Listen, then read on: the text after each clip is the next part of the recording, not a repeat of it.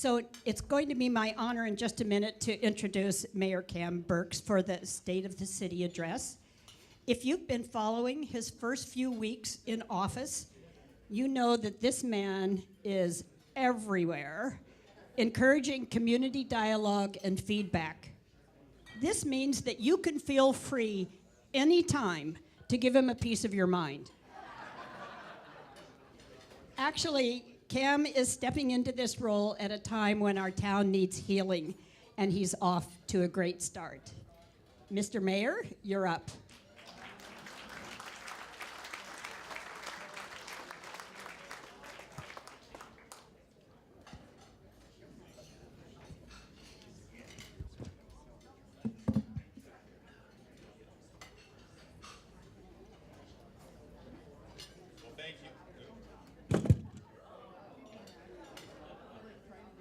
Just hold it.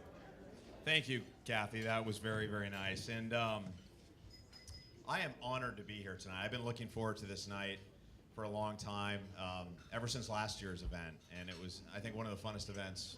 Just the energy in the room is just fantastic. So thanks for having me here tonight. First, I'd like to begin by congratulating Terry. I mean,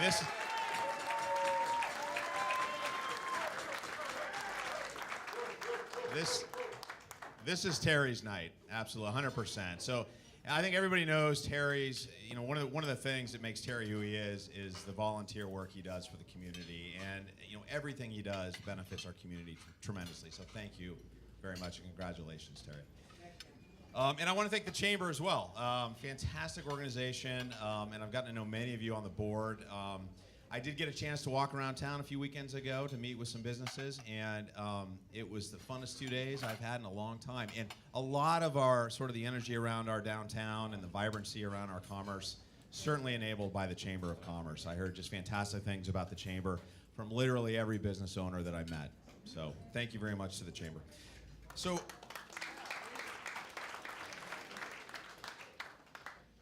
we have a lot to be excited about in Lafayette this year.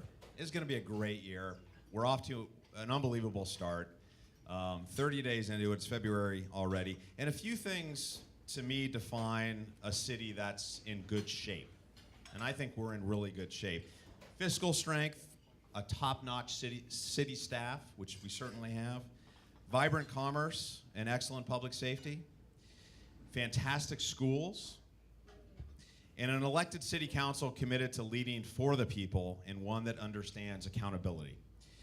And most importantly, community engagement in the form of public participation. And this participation that we've seen so far this year has been outstanding, and it has enabled already some of the policy that we've voted on and that we've agreed on at the council level. So we need the public participation to continue as it is in a respectful, in a civil, in a constructive way. So we're in great shape with all of these, and I think we're poised for a successful year to make our city even stronger than it is today and last year. There are going to be challenges. I think we're going to face many this year. There are going to be risks, and these risks and challenges will require the city council and the staff, our commissions, the entire community to be very strategic in how we move about our business and how we consider things that are facing the true fabric of our town. And our semi-rural environment, I think, is really at the basis of our value system. And on Monday night, our council set our goals for the year, and we did so in priority. And I think we took a step back this year and looked at creating objectives and strategies that would really kind of serve as the foundation for our community moving forward. So I'd like to talk a little bit, just briefly, about our goals and objectives, because I think it's really, really important. We came up with a sort of a grouping of these that focused on uniting our community and bringing us together. And I think, and that's something that you probably heard me say, and I think it's really something that's important. We've had debate that's been constructive, and we've had debate and disagreements that have not been constructive and that have been alienating in nature over the past year or so. And I think we're on a path now for positivity, and general kindness that really looks good for our future.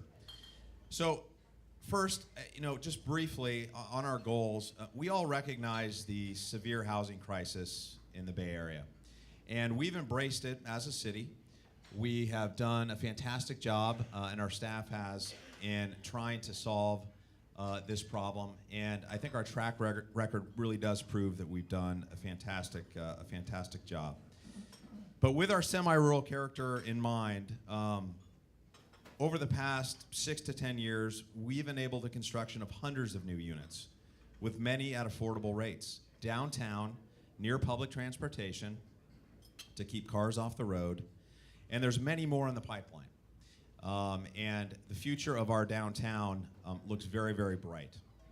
However, we are facing what I feel is a state legislature and a governor who have indicated and demonstrated a desire to take our local control from us in this space and mandate unreasonable, cookie-cutter approaches that I believe will hurt our community. And I believe this is what I consider, and our council agreed on Monday night, is our #1 threat right now facing our city.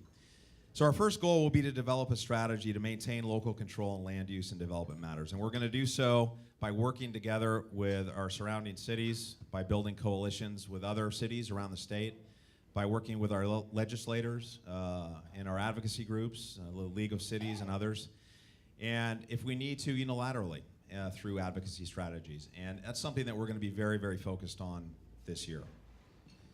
Our second strategic goal is equally as vital: to unify the community, to strengthen our identity, and to establish a solid foundation on which we are going to refresh our general plan.